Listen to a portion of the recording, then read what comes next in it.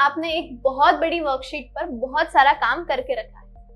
अब ये बहुत ह्यूज वर्कशीट है, तो इसके अंदर आपको अगर कुछ सर्च करना है तो वो बहुत डिफिकल्ट टास्क हो जाता है। सो इसी के लिए हमारे पास एक्सेल में एक फाइंड का ऑप्शन आपको दिया जाता है, जिसके अंदर आपको सिर्फ टाइप करना है आपको क्या ढूंढना है और एक्सेल आपके लिए वो आपको ढूंढ देगा। सो ये कहाँ मिलता है अब हम देखेंगे।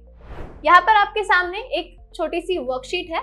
ये छोटी है बट मान लीजिए आपके पास एक बहुत बड़ी वर्कशीट है जो बहुत सारे वर्कशीट्स में डिवाइडेड भी है, यानी कि एक वर्कबुक के अंदर बहुत सारी शीट्स है और वहां पर आप ये काम कर रहे हैं। सो सिंपली अगर आपको कुछ ढूंढना है तो उसके लिए आपको क्या करना है, आपको जाना है होम टैब के अंदर। होम टैब में यहाँ पर आपको एडिटिंग ग्रुप टैब के अंदर फाइंड एंड सिलेक्ट का ऑप्शन मिलता है।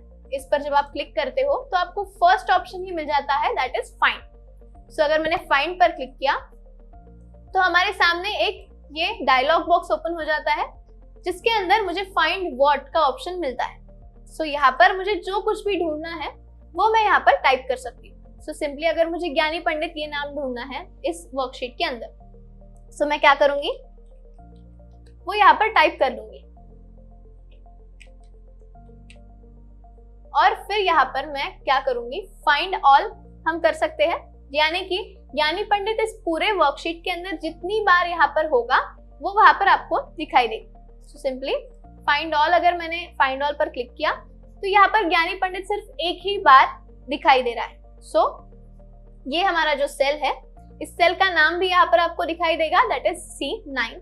अब आप लोग कहोगे कि यहाँ पर तो ज्ञानी पंडित 2 बार आया हुआ है, यानी कि एक यहाँ पर इस सेल के अंदर और एक यहाँ पर हेडिंग में।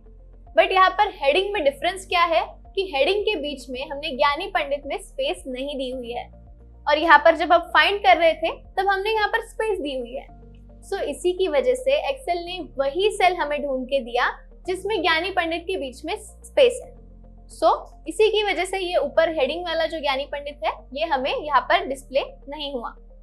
सो यहाँ पर आपको दिखाई दे रहा है कि वो ज्ञानी पंडित जो डेटा है आपका वो कहाँ पर है, दैट इज वो बुक 1 के अंदर है, शीट 1 के अंदर है, सेल का नाम और सेल की वैल्यू यानी कि उसमें क्या लिखा हुआ है वो यहाँ पर आपको सभी दिया गया है। अगर मान लीजिए कि ये ज्ञानी पंडित विद स्पेस ये अगर बहुत बार आपकी स्प्रेडशीट के अंदर आया हुआ होता तो यहाँ पर आपको बहुत सारे इंस्टेंसेस दिखते। सो अगर आपको किसी भी एक सेल के ऊपर जाना है, सिंपली आपको इस पर क्लिक करना है तो वो सेल जो है वो आपका सिलेक्टेड हो जाएगा। उसके बाद यहाँ पर विद इन वर्कशीट दिया गया है, यानी कि अगर आपको सिर्फ शीट के अंदर फाइंड करना है तो वो भी आप कर सकते हो, बट अगर आपको पूरी की पूरी वर्कबुक के अंदर फाइंड आउट करना है तो वो भी आप यहाँ पर सिलेक्ट कर सकते हो, यानी कि ये वर्कबुक वाला ऑप्शन आपको यहाँ पर दिया गया है। सो ऐसे आप फाइंड का जो आपका ऑप्शन है वो आप एक्सप्लोर कर सकते हो। उसके बाद आपको यहाँ पर फाइंड ऑल का एक ऑप्शन दिखाई दे रहा होगा। सो जितनी बार भी आपका ज्ञानी पंडित रिपीट हुआ है वो सारे इंस्टेंसेस आपको यहाँ पर दिखाई देंगे अगर आप फाइंड ऑल पर क्लिक करो। उसके बाद फाइंड नेक्स्ट का भी एक ऑप्शन आपके पास है। सो जो कोई भी सेल सिलेक्टेड होगा उसके बाद जो रिपीटेड वाला ज्ञानी पंडित होगा वो आपको अगर उस पर जाना है तो उसके लिए आपको फाइंड नेक्स्ट करना है। ऐसे ही आपको फाइंड का ऑप्शन यूज करना है अगर आपके पास बहुत बड़ी स्प्रेडशीट है तो उसके अंदर अगर आपको कुछ डेटा फाइंड आउट करना है तो उसके लिए आप ये फाइंड का ऑप्शन यूज कर सकते हो।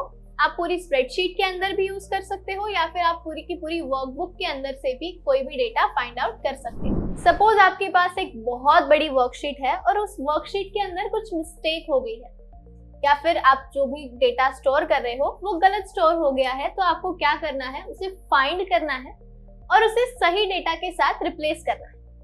सो अब आपको इसके लिए रिप्लेस का ऑप्शन यूज करना होगा। सो ये रिप्लेस का ऑप्शन आपको कहाँ मिलेगा हम अब देखेंगे। सिंपली आपको क्या करना है, आपको जाना है होम टैब के अंदर। सो ये हमारा होम टैब है। ये होम टैब के अंदर आपको यहाँ पर एडिटिंग ग्रुप टैब मिल जाएगा, जिसके पास आपको फाइंड एंड सिलेक्ट का ऑप्शन यहाँ पर दिखाई दे रहा है। इस पर सिंपली आपको क्लिक करना है। क्लिक करने के बाद सेकेंड ही ऑप्शन आपको मिल जाता है, दैट इज रिप्लेस। सो आपको रिप्लेस पर क्लिक करना है। अब आपके सामने यहाँ पर एक रिप्लेस की विंडो जो है वो ओपन हो गई है। यहाँ पर आपको दिया गया है find what and replace with. So find what का मतलब क्या है कि जो आपकी चीज गलत हो गई है, मान लीजिए वो चीज आपको फाइंड करनी पड़ेगी सबसे पहले, तो वहां पर आपको वो डेटा फिल करना होगा। और आपको रिप्लेस विद यानी कि उसे रिप्लेस कौन सी चीज से करना है, कौन से डेटा से करना है, वो डेटा आपको यहाँ पर रिप्लेस विद में लिखना होगा। सो अगर मान लीजिए कि ये हमारी स्प्रेडशीट है, इसके अंदर जो डिपार्टमेंट है, इसमें जो एजुकेशन डिपार्टमेंट वाले लोग हैं, इन्हें ट्रांसफर कर दिया है HR डिपार्टमेंट। सो हम क्या करेंगे कि एजुकेशन को रिप्लेस करेंगे HR से। सो फाइंड व्हाट में मैं क्या लिखूंगी, एजुकेशन,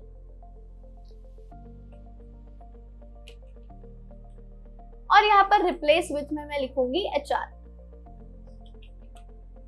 यहाँ पर आपको विद इन का ऑप्शन मिल जाता है, जिसमें शीट और एक आपका वर्कबुक का ऑप्शन होता है। यानी कि शीट मतलब आपकी जो प्रेजेंट वर्कशीट है उसके अंदर ही आपको रिप्लेस करना है डेटा, या फिर अगर आपको वर्कबुक के अंदर के पूरा का पूरा डेटा रिप्लेस करना है सो उसके लिए आपको वर्कबुक का भी ऑप्शन मिल जाता है। सो यहाँ पर हम शीट ही रखेंगे। उसके बाद रिप्लेस ऑल का ये जो ऑप्शन है इस पर मैं क्लिक करूंगी। क्लिक करने के बाद MS Excel की तरफ से आपको एक मैसेज आता है, that is all done, we made 4 replacements. यानी कि एजुकेशन वाले जो लोग थे वो 4 थे। सो 4 एजुकेशन का जो डेटा था वो रिप्लेस हो चुका है विद HR।